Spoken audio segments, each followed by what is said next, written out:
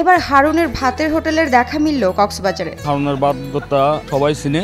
তবে সারা দেশে আলোচিত ডিবি হারুনের সেই চাকচিক্যময় ভাতের হোটেল নয়। টিনের চালের এই হোটেলের খদ্দেরও নয় কোনো রাজনৈতিক দলের নেতা বা জোরপূর্বক তুলে আনা কোনো আন্দোলনকারী। এখানকার খাবার খুব সুস্বাদু।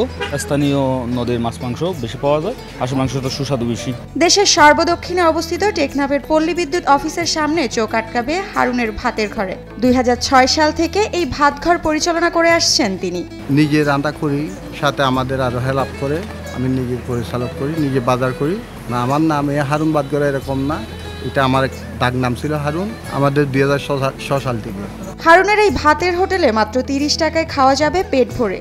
দেশি মুরগি, খাসি, গরু, কবুতরের পাশাপাশি নেওয়া যাবে বাহারি রকমের মাছের স্বাদ। আমাদের রেগুলারলি হোক কবুতর, হাঁসি, দেশি মুরগি, 2 আইটেম মাছ। দেশি মুরগি 240 টাকা, 500 ওখানে আনলিমিট খাইলে 280 টাকা, বাত্তা বাজি খাইলে একজনের উপর 30 টাকা। মশলা কষানোর পর মাছটা যখন সিদ্ধ হয়ে যায় তখন পানি ছাড়িয়ে দিই, খাট্টা দিই, তারপর রান্না শেষ। প্রতি মাসে হারুনের এই ভাতঘর থেকে আয় হয় প্রায় 50,000 টাকা। তবে অফ সিজনে আয় একটু কম হলেও মাসে 20 থেকে 30,000 টাকা থাকে বলে জানান হারুন। সিজনের সময় 20-15 হাজার হয়, এখন 20,000, 18,000, 22,000 এরকম হয়। 7 হয় 1,000 টাকা লই আনি।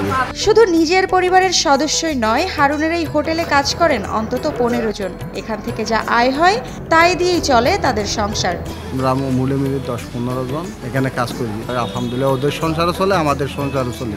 আমরা দ্বিতীয় শাখা করবার জন্য প্রস্তুতি নিতেছি। স্বাস্থ্যকর অল টাইম হানিকম, সব সময় অল টাইম হেলদি লাইফ। দামে মানে বিশেষ খ্যাতি অর্জন করা হারুনের এই ভাতঘরে ভিড় জমান দেশি বিদেশি পর্যটক সহ স্থানীয়রা। অনেকেই খোঁজ নিয়ে খাবারের স্বাদ নিতে ছুটে আসেন দূর দূরান্ত থেকে। আমি যখন ফার্স্ট আসি, আমি আমার প্রিভিয়াস ম্যানেজারের কাছে শুনে আসি টেকনাফে এসে হারুন ভাতঘরের কথাই শুনছি। লাস্ট ফেব্রুয়ারি থেকে প্রতি মাসে 4 থেকে 5 বার আমার কলিগ সহ আমি এখানে খাওয়া দাওয়া করি।